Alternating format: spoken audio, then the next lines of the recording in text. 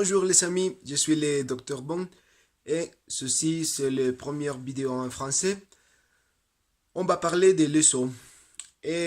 Mais premièrement, il faut dire qu'on va parler des sauts d'un squelette humain qui est déjà formé, qui est complètement formé, parce qu'il y a beaucoup de différences entre les squelettes adultes et les squelettes d'un enfant. Bien.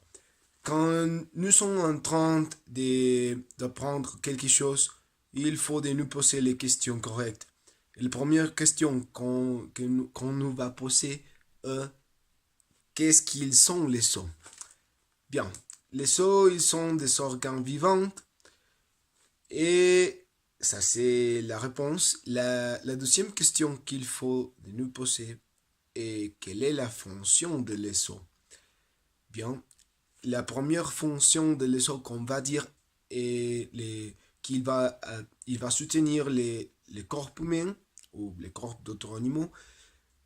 La deuxième fonction est qu'il va donner des protections à les organes vitaux du corps. Et la troisième fonction qu'on va dire est qu'il a une fonction hématopogétique. Bien. Ou dans les os, il y a un moelle rouge et un moelle jaune. Dans le moelle rouge, ici, dans le haut spongieux, on va trouver la fonction hématopogétique. Et on a un autre type d'eau qui est l'eau compact.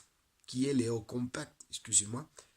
Eh bien, maintenant, on va parler de quel type d'eau il y a. Il y a 4 types d'eau.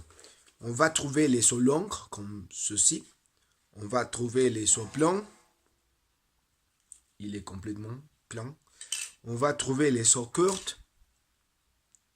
Et on va trouver les os réguliers. Mais les os réguliers et les os courtes, ils sont presque la même chose. Alors pourquoi les os longs, ils sont longs et pourquoi les os courtes, ils sont courtes?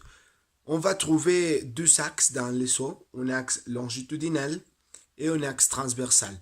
Dans les os longs, l'axe longitudinal est plus grand que l'axe transversal. Mais dans les os courtes, on va trouver l'axe longitudinal et l'axe transversal presque égal. Bien. Dans quelle région du corps on va trouver ces différents types d'eau? On a différentes régions topographiques dans le corps. On a la tête, le thorax, l'abdomen, la pelvis, les extrémités. Eh bien, dans la tête, on va trouver que presque tous les os, ils sont plans. Mais aussi, il y a beaucoup de os réguliers, comme le maxillaire, l'ethmoïde ou le sphénoïde, qui sont irréguliers. Dans les extrémités, on va trouver les os longs, à exception de les carpes dans l'extrémité supérieure et les tarses dans l'extrémité inférieure, qu'on va trouver les os courtes. Bien. Autre chose est la quantité de sons.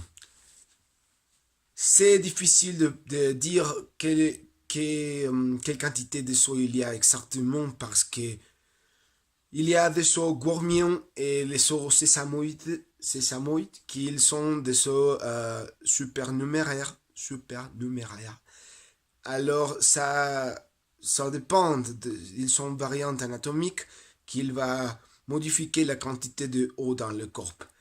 Et c'est important aussi si on compte les os de l'OI, on va voir 212 eaux et si on ne le compte pas, on va trouver 206 eaux. Bien, une autre chose, je crois que ça c'est tout. Ceci c'est les premières vidéos en français. J'espère en deuxième vidéo la prochaine semaine. Alors, j'espère votre commentaire et à tout à l'heure.